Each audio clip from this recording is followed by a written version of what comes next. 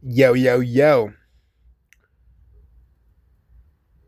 Not entirely sure what this vehicle here is called, since it belongs to a customer, some dude from high school. I've done a couple of swaps for him. So he sold the other vehicles, things like that. It's actually a couple of brothers. Anyway, just making this short and sweet introduction to the project, reintroduction to the project, because it's actually been in a hiatus for right about 4 years, I would say. Obviously, because projects ain't easy, life, stagnation, economy, the world is ending, etc., etc. You name it. However, thankfully, it's back on. And since it's back on, a lot of people that have come into the channel after this thing was just parked there for years and years, you would see it sitting in the background over there by my blue car, 67 Chrysler, which is also just sitting there. That's another story for another time. But to answer all the questions here, this vehicle is a 1950 something, probably a 52 five window cab Chevy.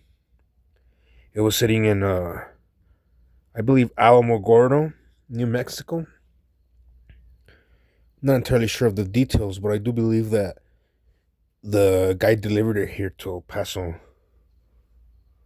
for my customer, for this guy. And it was just a cab and the front fenders, no hood or anything else. You could see videos of it getting delivered on top of a 80s Toyota pickup here to the farm. The donor vehicle is a 1987 six-cylinder Monte Carlo.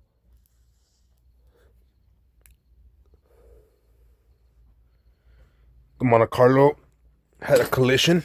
Not entirely clear in my memory, but I think it was a front and side collision. So the car is basically totaled. But it was running and driving with this here beautiful 4.3 six-cylinder Chevrolet motor, which was basically like a legendary small block Chevrolet, but with two cylinders lopped off of it, basically. Long story short, in 2022, without a box or any of the parts that were missing and are here, I put it on the frame, pinched the rails on the frame, mounted the computer inside of it, ran all the wiring, got it running here, fuel injected. However, we're missing a few key components like a good radiator, which that's a Jeep radiator, excuse my French, that I got reconditioned here for the project now that we're back on it. And it's basically made from like 5 trucks. The rear fenders are from other vehicle, a rat rod Chevy truck that we had built for this guy without fenders, so we had kept those. They did. The running boards are from another vehicle that I just recently acquired for a reasonable price for $150 here locally. And the box was actually sitting in a ravine somewhere in the bottom of a fucking canyon. Again, excuse my French. I'm trying not to curse. It's really difficult. I do have a lot of family men, I guess, or people hitting me up like, I love your videos, but please don't curse because my children are watching. I'm really trying here, sir. Anyway, I went on a whole tangent about that, but just know that I really do mean it. Anyway, the box was sitting in the bottom of a ravine. It was a long bit and it was all crunched up. You can catch up on all the videos how we made it into a short bit.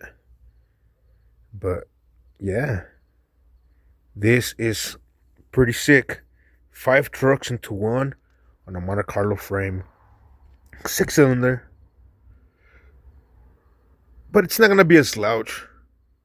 This has like a nice little exhaust system, and then already has like 4 times the power it ever had on this vehicle. So it should be golden.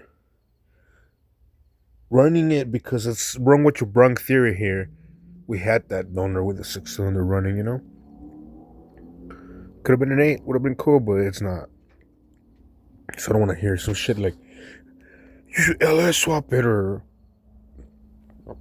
put a 350 in it. Calm your horses, buddy. We know it'll be better, but this is a wrong what you brung scenario. And that's, in this case, the best scenario ever for the price and budget. Like I said, it is a majestic creature.